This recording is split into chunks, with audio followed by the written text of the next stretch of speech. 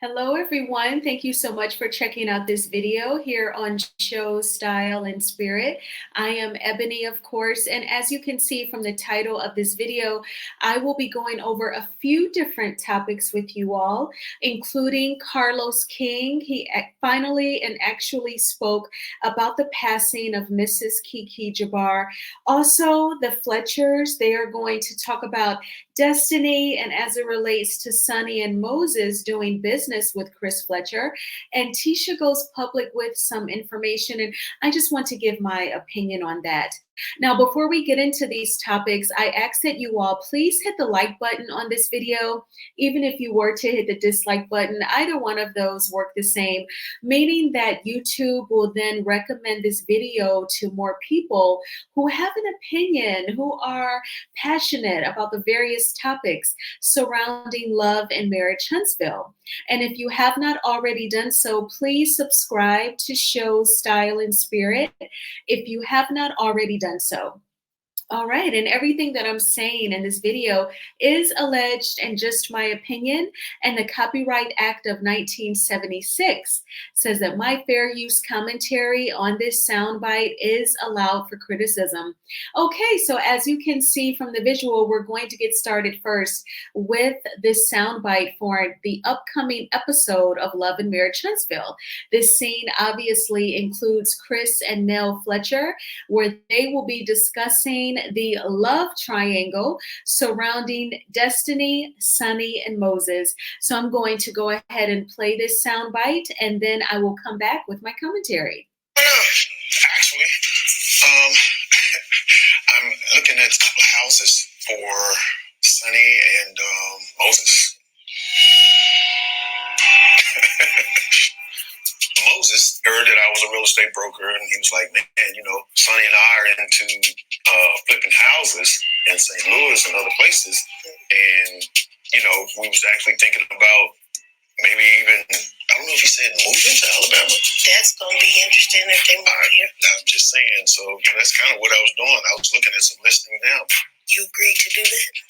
Real estate broker, and he asked me what am I supposed to say. Well, no, I'm not going to sell you no house.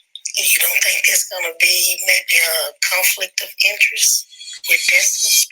Someone asked me to sell them a house. I don't have to check with Destiny before I do it. I'm not saying you got to check with Destiny. I'm just saying, I guess with everything you've been through with her. Yeah. I have not actually spoken with her about that. Okay, well, anyway, that's not what I came here to discuss with you. Okay, so you heard it there right in the beginning. Nell Fletcher goes to visit Chris at his office, and she says, what you got going on? And he said, I'm preparing to show Sunni and Moses some houses. And we've heard Sunni and Moses talk during interviews and Instagram lives, how they are involved with flipping properties, buying properties at a lower price, rehabbing them, and then turning around and listing them on the market for sale. So they want to do business with Chris Fletcher. And Nell said, well, don't you think that would create a conflict of interest? And Chris said, well, no, me doing business with Sunni and Moses has nothing to do with Destiny, and I don't have to check in with her about it. So let's talk about that there. I do have to agree that when it comes to business, business is business, and you would only quote unquote check in with Destiny if you felt like you have to walk on eggshells and tiptoe around Destiny because she's mad that her former producer has married her former boyfriend. That is her personal situation that is totally separate from Chris Fletcher working in real estate and doing business with Sunni and Moses. I don't think that Chris Fletcher owes Destiny any sort of explanation. Destiny is not his daughter or his sister. It's not like he's in business with Destiny and he'd be using any resources that Destiny has put up for him to do business with Moses. Like, I don't see the connection at all. And you wouldn't even want to start the habit of Destiny thinking that she's like the boss of the Fletchers and they got to check in with her at every possible point of doing business with someone that she doesn't like. That could just be creating a monster. So I totally get what Chris is saying there. So after he stood his ground, then Nell says, well, don't you think from everything that you've gone through with her that you would maybe not want to do business with them then? So then she just asked more plainly after he's like, well, no, it doesn't create a conflict of interest. And we all know what Nell Fletcher means when she asked, well, what about everything that you've gone through with her? And that involves when LeBaric was ready to sell the marital home, he worked with Chris Fletcher. Chris Fletcher listed the home for sale. He orchestrated a open house, which is normal, where, from a certain time to a certain time of day, people can walk in and view the home to see if they will want to place an offer on the home. And we know that a blogger went there and recorded, the home. And some people were definitely turned off by it because they noticed some of her personal items were in the frames, allegedly. So, we've heard people say that they didn't like, they could see her personal garments. So that is what Nell Fletcher meant when she was asking Chris Fletcher. So I want to say this, although that's not out of the ordinary. The open house is definitely a part of selling a home. It's not every day that a blogger goes to the open house and records. That part is more not along the lines of being ordinary, more of a unique situation. Even with that happening, I'm sure that Chris Fletcher and Destiny have had conversation about it. It sounds like, because even on her YouTube channel, even in interviews, she talks highly of the Fletchers. They're definitely cool. I think that they hang out.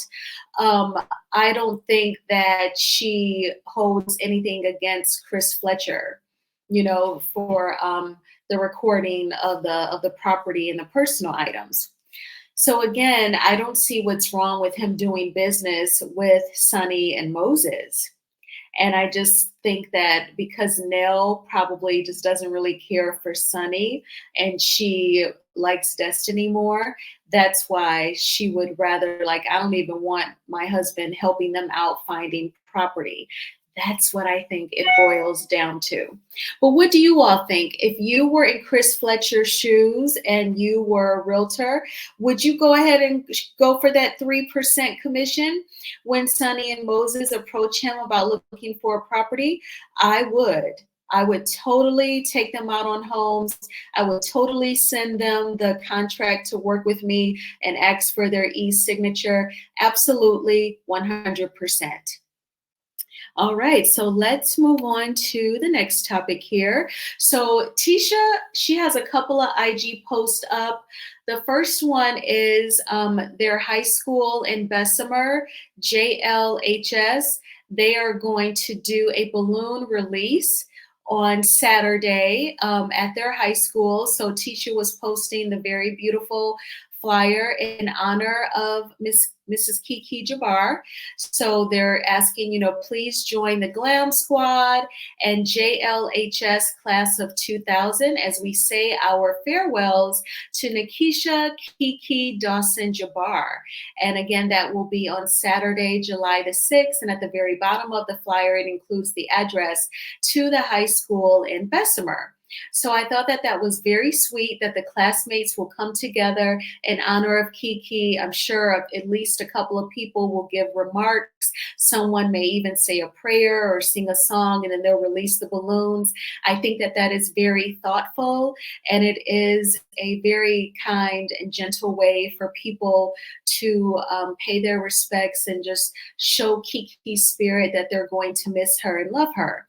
Now, the second image is obviously a picture of Tisha. I wanted to post that in place of the arrangements. So that was her second IG story where she posted the arrangements for Kiki. It sounds like the service will be on Monday and the viewing will be on Sunday.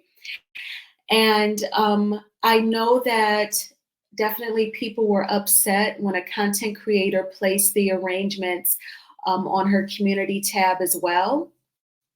And out of respect for Amin and Miss Constance's boundaries, because I don't know for certain if they would not want the arrangements publicly shared, that's why I did not share the image of the arrangements. I know that you all are aware of it. I know that you can see it easily here on YouTube. Just here on my channel individually, I did not feel comfortable placing them here. And so, I just find it interesting. I don't know. Perhaps I'm sure she's connected on Instagram with lots of her relatives, lots of cousins, aunts and uncles, and classmates that she and Kiki share. So when it comes to social media, I get it. That is a quick and easy way to place arrangements. Your local church, when someone passed, you may even be able to go on your church's Facebook page and boom, there's the arrangements, and that's how you'll know.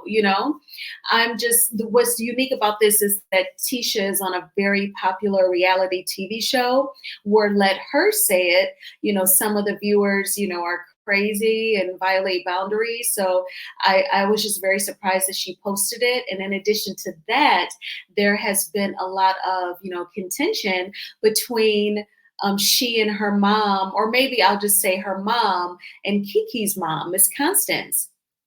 So I would just think, she just lost her daughter. I don't want to ruffle any feathers. I do not want to trigger her while she's already hurting. So let me at least ask her, is it okay to post the arrangement? So I wonder, did Tisha send Miss Constance a quick DM or a quick text message? Hey, is it okay if I share these arrangements? A lot of Kiki and I shared friends. They follow me on Instagram. It would be really easy for them to just grab it there. I'm hoping that they've had that conversation. Just because, you never want to be that person who violates boundaries. You want to be an empath and understand boundaries because you would not want anyone violating yours. So I'm just hoping that there's not a lot of animosity within the family right now, because that's going to mix in with the mourning and the sadness and could just make people even more emotional than normal. So we'll just have to see. I don't know why. I just have this feeling within, like at some point, Amin may want to release a statement. He may have things to get off of his chest, or Miss Constance. That's just the feeling that I have, though. It could be, not. It could turn out to be not the case, but I just feel like they're going to end up having to say, this is what we went through from the moment that we lost her. So, and I just hope that, Wanda can decrease herself so that God can increase. You know what I'm saying? Just cut back on anything that could lead to arguments or strife, for the sake of Amin and his children.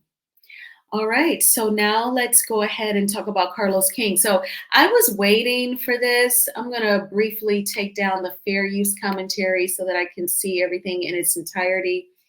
I was wondering, when is he going to say something? You can just say something, that shows that you're human.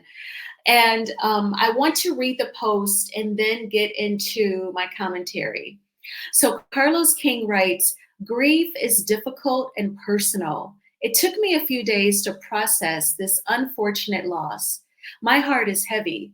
What a sweet and beautiful soul. God has you now.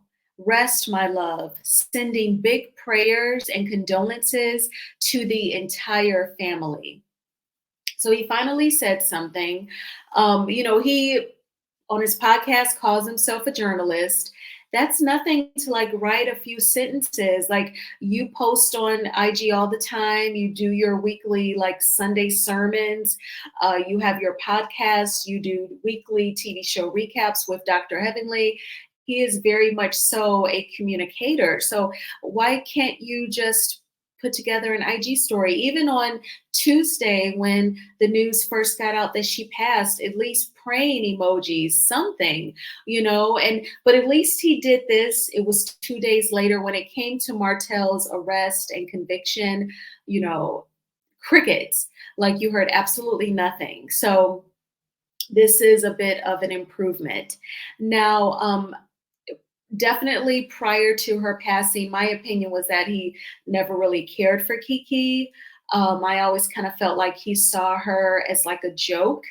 And I remember saying in one of my videos a while back, like, I don't see him totally removing her from the show. He would treat her the way Bravo does Sheree Whitfield.